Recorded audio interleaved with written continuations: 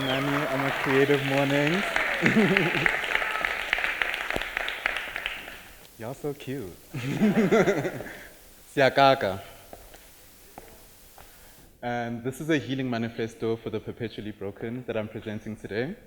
And I will open by showing you a video from a documentary made in the 80s in the New York queer culture. There was a ball culture, and it was pioneered by Pepe Le Beja, who you'll see in the video.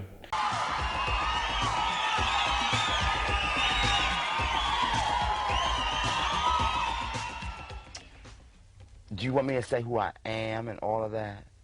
I'm Pepper LaBeija. I am Pepper LaBeija, the legendary mother of the House of LaBeija. Cool. So that was Pepe Le Beja, the legendary mother of the House of LaBeija. And like you saw in the video, Pippa hesitated a little bit. She giggled, like, oh my gosh, I'm so nervous, like a bit. But then in a few seconds, she said who she was. And what's interesting about this video, and what I gathered from it, is that it's not that easy or that simple to proclaim who you are when you're Pepe Le Beja. It took a lot more than a giggle. And I'd just like to contextualize that for you before I get into everything. For Pepe Le Beja to be able to say who she is, she would have gone through an entire life, where bullying came as frequently as your second breath, basically. A life where your teachers, the structures that surrounded you, your friends or your family, your neighbors, and everyone told you that you, unlike all the other kids, were not right, and that to be respected or to be autonomous or just to exist, you had to suspend who you were. And this is why I find it very special that Pepe Le Beja, and she's one of many who do it, but some people don't have the power to do it, and some people end up living their whole lives without actualizing themselves in the way that Pepe Le Beja has done. And this is very brave. So in that same breath, I'd like to introduce myself. My name is Marea, legendary half-mother of the House of Faga. And I founded that with my best friend Tato, Fela Gucci. Where you at, girl? She's late. Okay.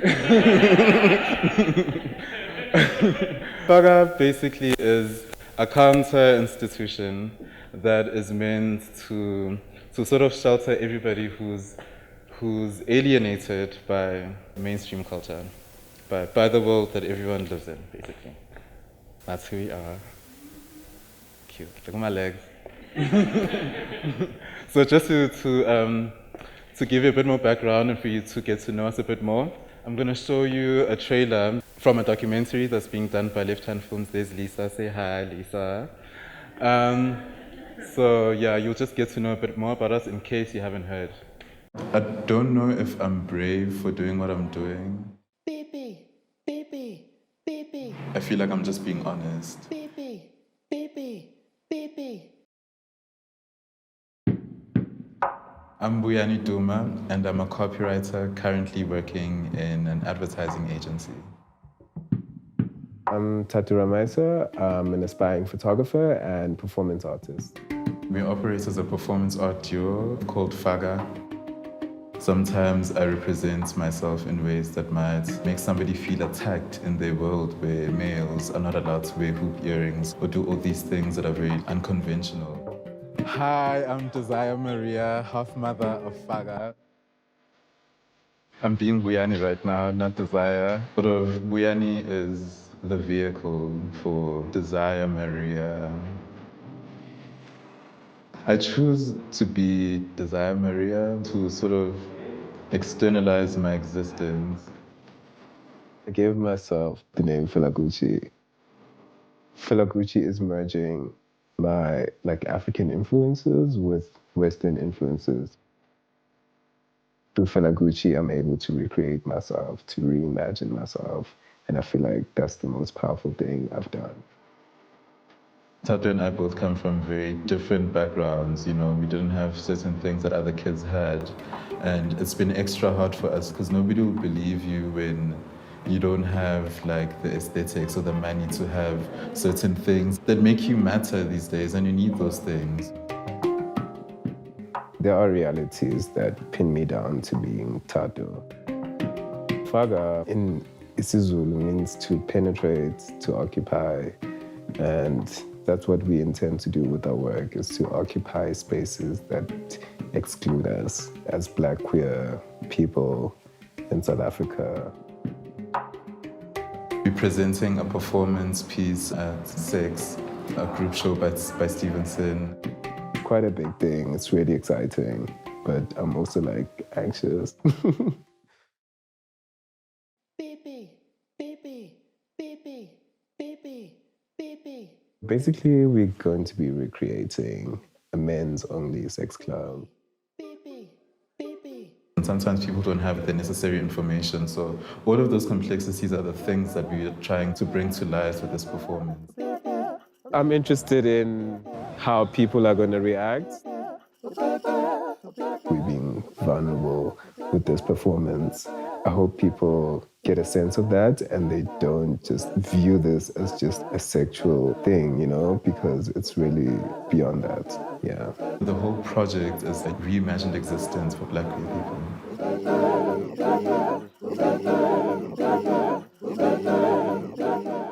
Cool.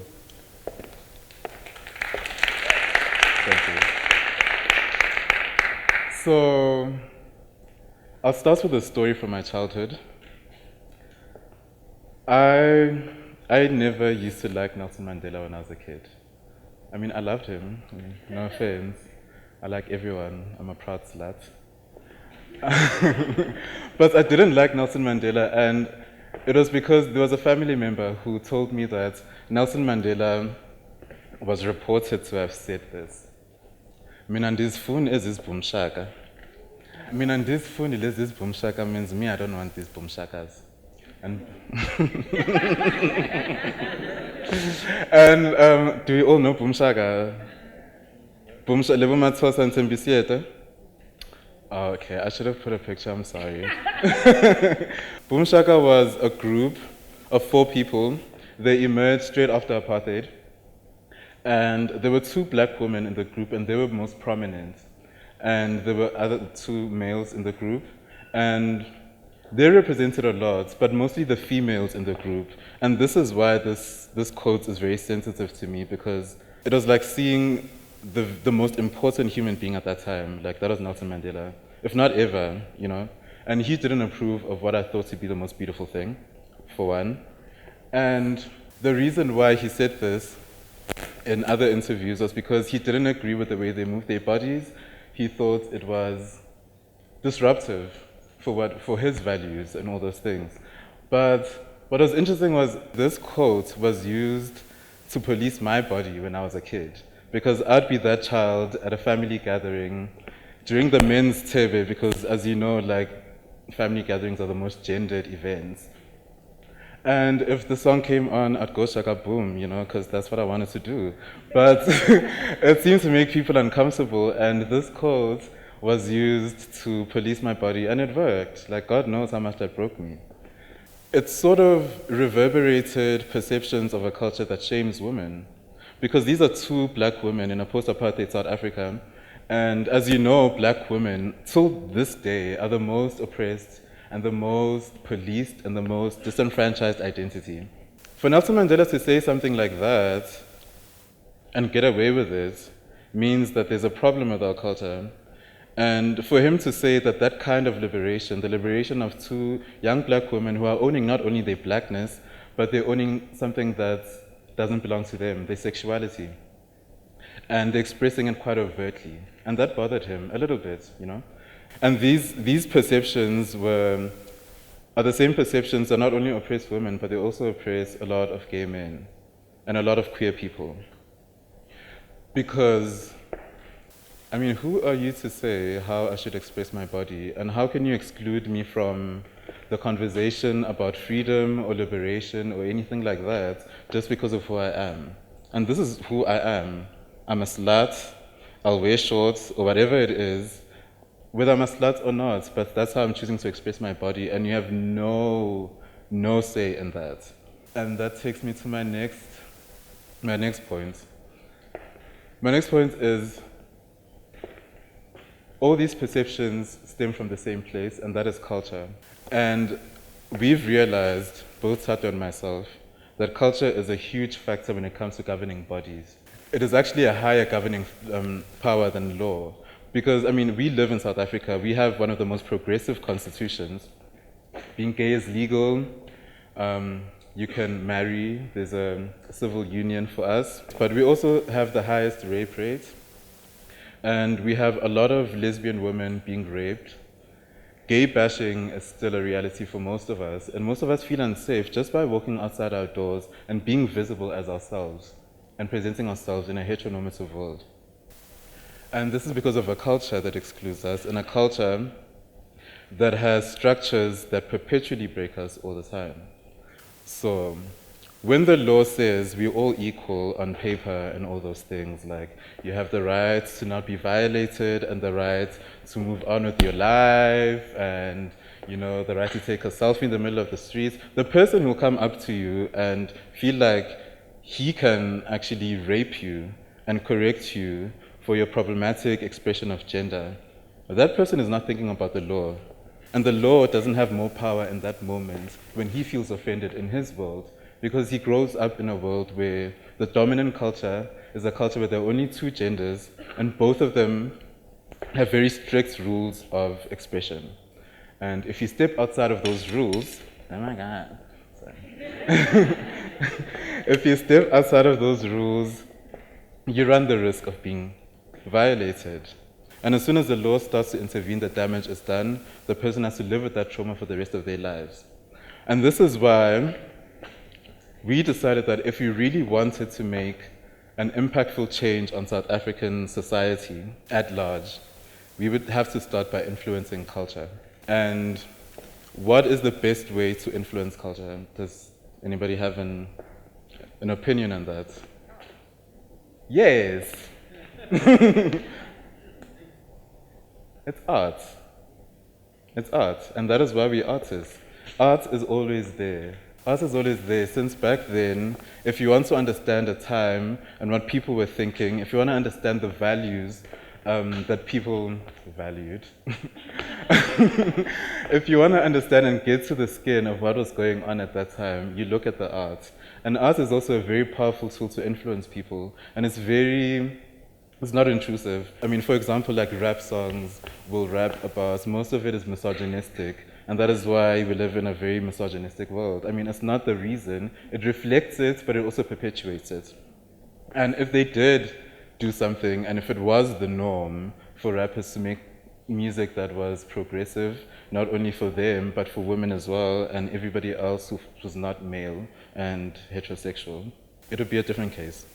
So that is why we've chosen art, and we've chosen performance arts, because we've been performers all our lives. Since we were 5, when we used to put on t-shirts on our head and pretend we were Brooke Logan, until we were 11 years old, when people discovered that actually, people told us, we didn't decide who we were, we just became who we were. We just expressed who we felt we were, and we used aesthetics to say that. We either used the way we dressed or the way we talk, our hands, our wrist, anything. But then people told us, and they assigned an identity to us, and that was you gay, we stubborn, we Juzan, and all those things. And then you had to perform yourself out of that in order to survive. Many queer people go through a cycle where they end up adopting and assimilating to a heteronormative world because of the trauma of being bullied so often.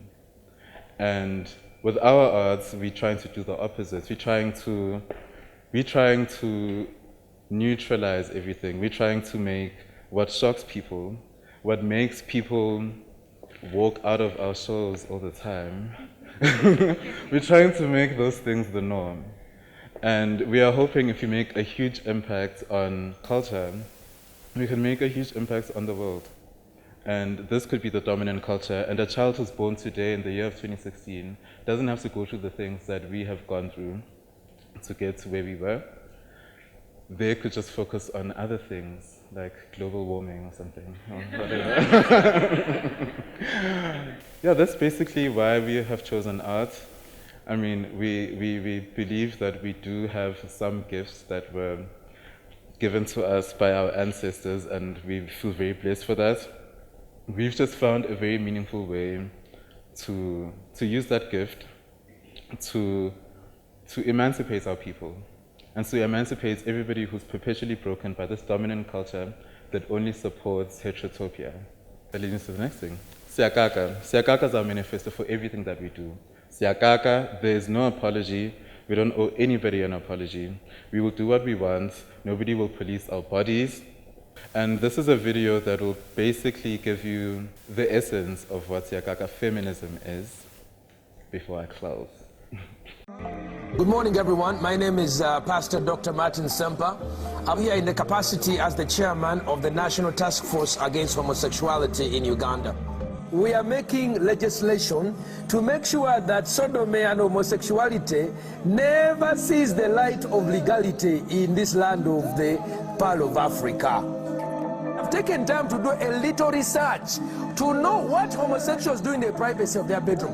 One of the things they do is called anal leaking, where a man's anus is leaked like this by the other person, like ice cream. And then what happens, even poo-poo comes out. The other poo-poo is out, and then they eat the poo-poo.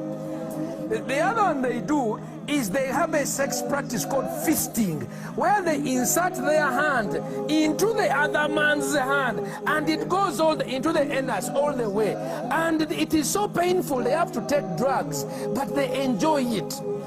Now, if we have any children, please step out. This is a parental guidance moment. Hey, that child can be moved out. So I've done research. This is what they do. Number one, you can see a man here having sucked the other person's rectum, and the other person is poo-pooing, and this one is eating the poo-poo all over the place. Huh? Tell me, when you have a law against homosexuality, do you say except eating poo-poo? Hey, I mean, look at this guy sincerely. Bishop. Staggerful huh? Hajat. We do not want this sickness. This is sick, and it's therefore deviant. We do not want it. Now, they start off by touching each other's genitals and smelling each other. Then this one smears the poop all over the other person's face. As if that is not enough, he puts the hand deeper. As Africans, we want to ask Barack Obama to explain to us, is this what he wants to bring to Africa as a human right, to eat the poo-poo of our children?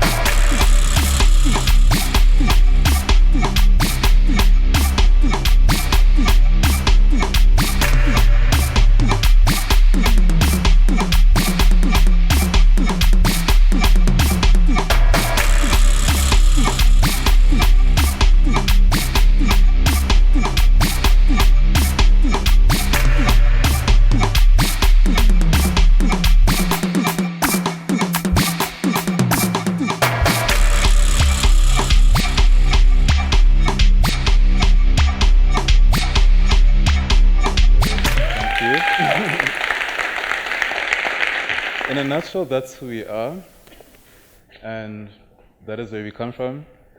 And we just wish for a safer environment for other people. And we want a safer environment to be the norm. Because unlike Paris is Burning, where a lot of queer people started a culture and created safe spaces for themselves away from, the normal world and all of those things. It worked for them, but I don't know if any of you heard about the Orlando shooting, where 50 queer people were killed in a queer nightclub. And it's very sensitive because it took place in a space that was created for queer people so that they could be safe and that they could manifest and actualize themselves and express themselves in ways that they can't in the outside world. They were violated inside that space. So it's not enough now to just have like our own designated spaces anywhere else. We're trying to change culture so that I don't have to make a separate club for queer people or lesbian people or whoever, We want the world to be safe. And to do that, we are influencing culture. Thank you very much for listening. Amazing talk. Thank Where you. do you feel most safe? Where do I feel most safe? That's right.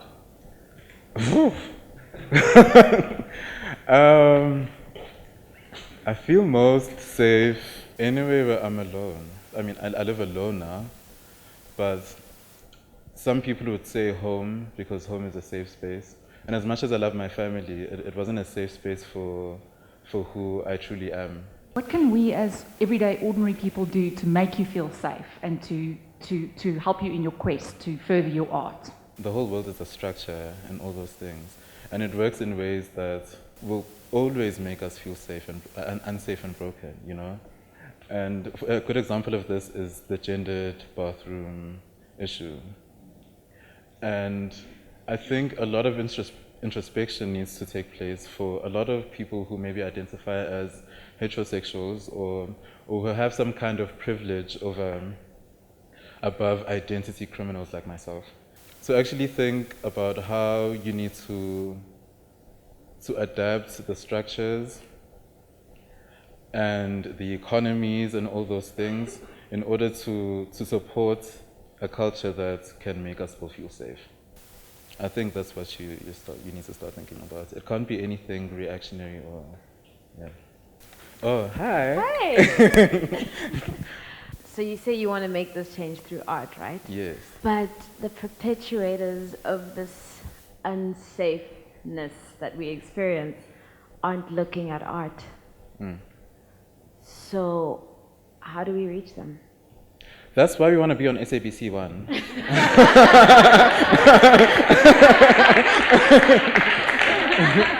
But Boom Shaka is still art. And sorry, maybe you misinterpreted what I meant by art. It's not like fine art at Stevenson and all those things. We do engage in that because it's a nice platform. But we do want to get to a place where we can have a wider audience, a blacker audience, millions of people, and that's SABC 1, just like with Boom Shaka. And I feel like if we can get to that stage and make what we do the norm, those people are watching TV, those people are listening to radio, those people are out there, and if us can be that... They're driving our taxis. Hey? They're driving our taxis. And driving our taxis, So if, they're driving our taxis and listening to Metro FM, who will now play 90% of South African music. So we stand a chance now. And I think we have thought about that, and we have thought about strategies to make art more accessible, especially our art, because it's so disruptive. We would like to make it more accessible to people, especially the people we're trying to talk to and the people we're trying to influence. Hi, Desire. Hi. My name is Vivid, and I work in the tech space, but I freelance write as well, right? So what had happened was, just very briefly, is that I'd written a piece for the Sunday Times, because I'm not on social networks, and when I sent out sort of like a proposal, I always like write what I've done. And then in the past, I directed a lesbian short film, right?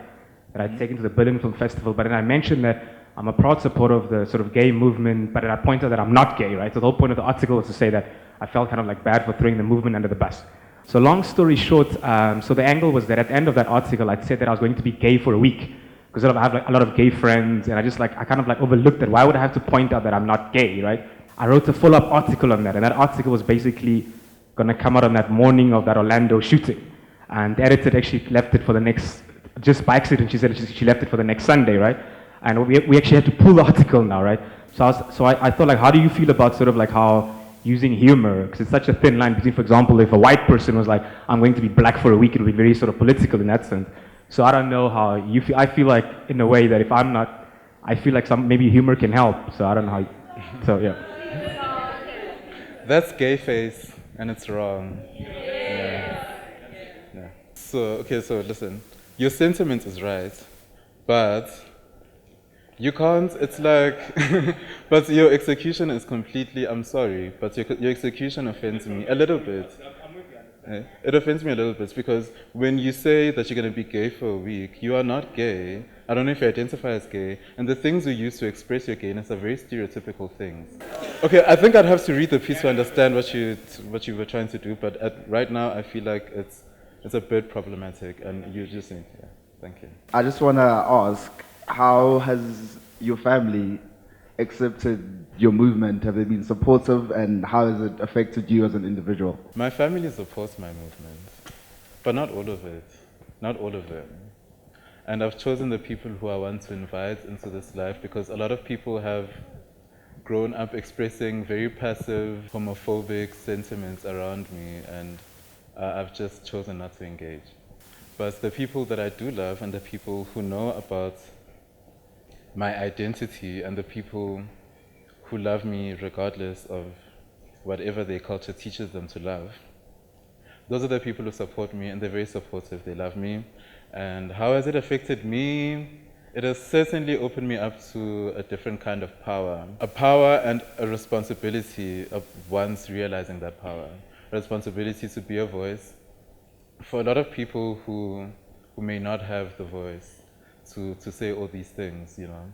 So I think that's how this movement has affected me. Yeah. How do you deal with the jumping in between identities? Because in the video you mentioned, Lucy, at work you have to play Buyani Duma, you know, to kind of pay the bills or whatever the case is.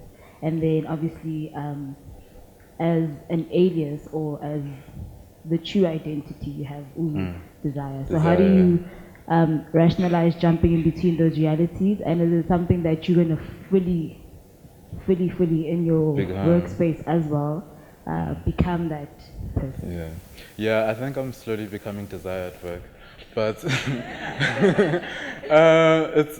I think I created desire because, you know, you grow up and a lot of things are attached to your identity. It's like, ubuyani ikwala, ubuyani yasaba, ubuyani tulile, ubuyani, like, you know, all these things. And they're things that you internalize. And I wanted to transcend those things. And I had to create a different persona. It's still me. It's just that my identity was put in such a rigid space as ubuyani that I couldn't associate ubuyani with anything that desire is at some point.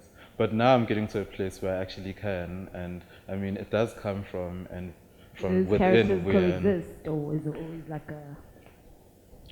They seep into one another. They all coexist, and they're forever evolving.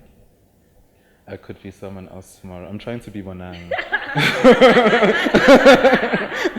No, yeah, but they coexist and they're forever evolving, these characters, and they change with the times and however I'm feeling and wherever I want to go. And for now, the right persona to get me and Tato and Faga to where we want to be is desire. I mean, I don't perform at my day job or anything like that, things that desire does. I mean, I write, desire writes.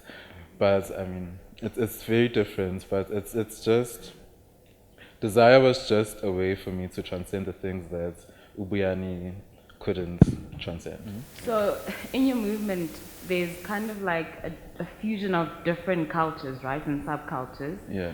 And thinking about Black African culture, have you guys ever been interested or wanted to explore the idea of ancestral cultures in that? We do that in our, mostly through our music, because to express the reality that we feel very innately that is connected to the ancestral world, music has been the best way to express that. Our SoundCloud is Faga, just so you know, if you want to go listen. But we've got a genre, it's actually called ancestral Gom gospel.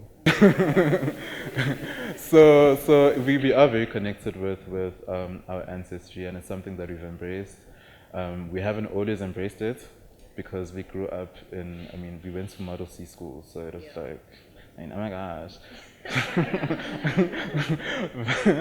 But it's something that we did learn to embrace as we grew, and it's part of everything that we do. My ancestors are here. Yeah. Thank you. Thanks.